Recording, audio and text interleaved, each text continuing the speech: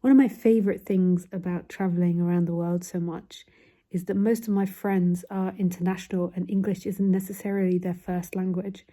And I love speaking to people where English isn't their first language because it means that their version of English is going to open my mind up to more creativity.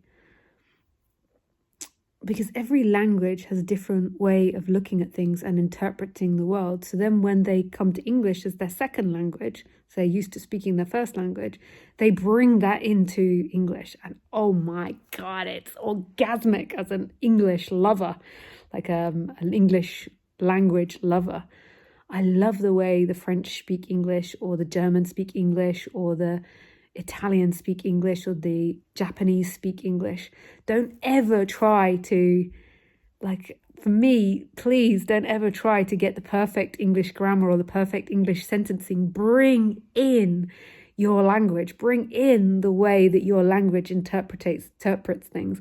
I remember in the past when I had a French boyfriend, he once said to me, "Oh, you're going to get your hairs painted." I just was like, sorry? When I was a lot younger and I wasn't so used to listening to lots of different interpretations of English. He was like, "You're going to get your hairs painted." And I just never heard it phrased like that before, because of course that's what I'm going to go and do. But in France, their translation of hair dyeing, so we call it killing our hair, we're going to dye our hair, we're going to kill our hair. They are like, they say they're going to paint it. And also hairs instead of hair. Like, I love the fact that he said hairs, like, of course it's hairs. And we're painting the hairs. Just so many brilliant interpretations, like in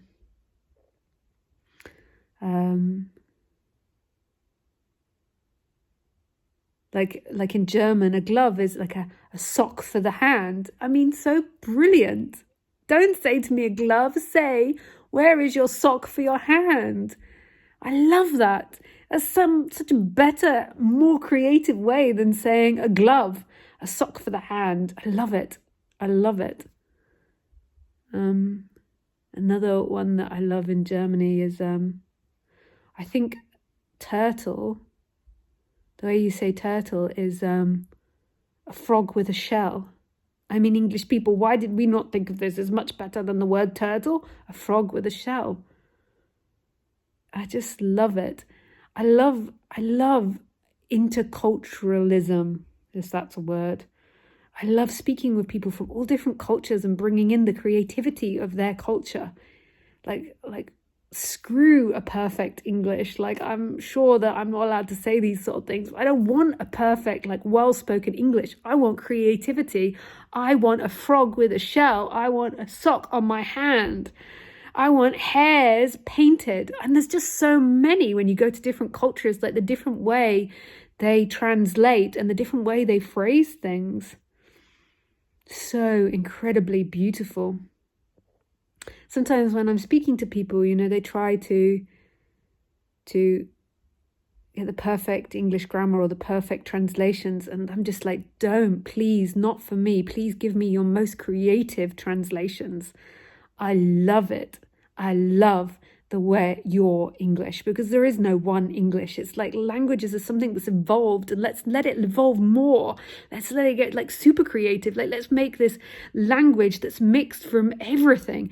There's such a struggle of whose language is the international language, and there's a lot of resentment that English ended up the international language. And some people like it, some people don't. But let's mix it all together. Do the hokey cokey, shake it all up. Yeah, it's fantastic. We all have just so much to give. Screw there being one language that belongs to one race. Let's just have a hodgepodge. Yeah.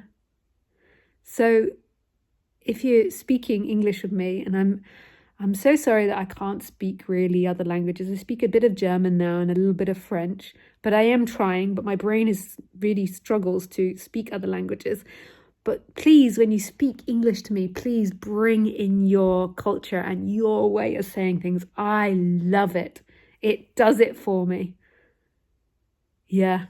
And comment below like other really great, fantastic translations like that your country has, with a frog in a shell. A frog with a shell on it.